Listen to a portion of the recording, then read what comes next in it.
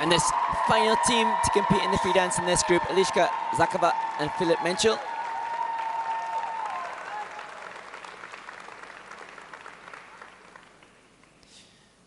And the costume telling of the James Bond theme for this team, starting with the Sam Smith track Writings on the Wall.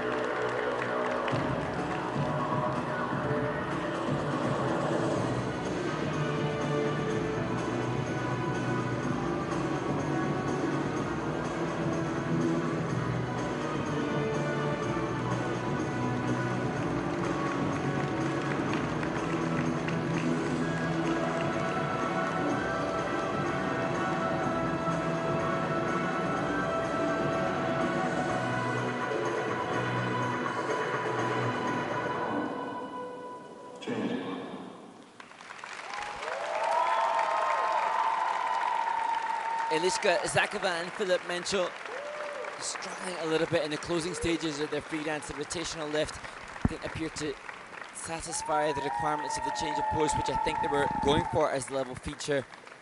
And then the choreographic slide, the final element struggling a little bit, which arguably could be as a result of them being the last to skate after two groups.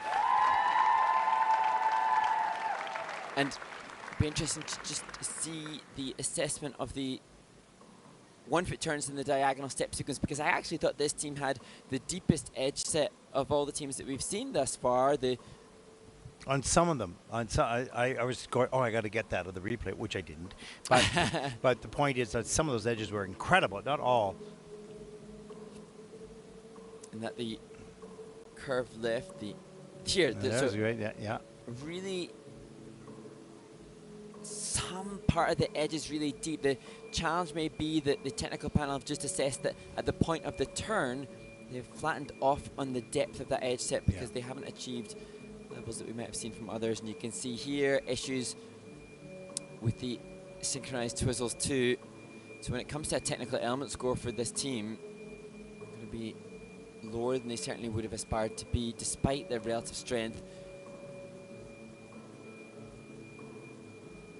And here, so you don't feel that position met the requirements? Yeah, if they were wanting to go for a change of pose, I'm not sure what the feature they were attempting to go for was. Rotational lift.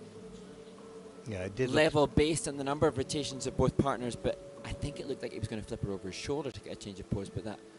Well, there was a slight change, but not much. No, certainly not enough to satisfy the requirements of change of pose, and it wasn't a difficult pose, the other way in which to achieve the level within that. So it stays in level 2 with a minus GOE. So they've lost some points on that, which is, I don't want to say easy, but probably a place that they can expect a much higher score. Yeah, and the team's obviously very strong, and I think they have had the skating skills that are the highest of all that we have seen thus far. But I'm worried that they're going to be a bit deflated with the tech score, and hopefully, as Coach MECL pats them in the back, they won't be too despondent because they have made progression. They've definitely made progression from what I remember of them before. Just on this instance, it wasn't their best outing, and that difficult because obviously this their home junior Grand Prix representing the Czech Republic. So if ever you want to skate well, it's in front of home. And it's difficult, you know, to sort of maintain that level of performance all the way through the program when something goes wrong, and it looked like they were not fighting but struggling, I would say. There was a little bit of an energy shift between the team. Eliska's obviously so strong, and so at times perhaps just their energy levels in this performance were a little bit mismatched. There wasn't the lead follow kind of feeling from the team, not quite as harmonious, but that could be the start of the season. Yep. And also their eagerness and hunger to showcase themselves as one of the top teams here. Yep. Could be your eyeballs too. Maybe so. Okay. Waiting for those scores. Now we're 5 reviews out of 8 elements. And so that took a little while, of course. And here we will have the scores momentarily for the free dance. 63.44, that is 6th in the free dance for Eliska and Filip. That is not what they hoped for. 110.36, and that'll put this team currently in 4th place with 10 teams to come.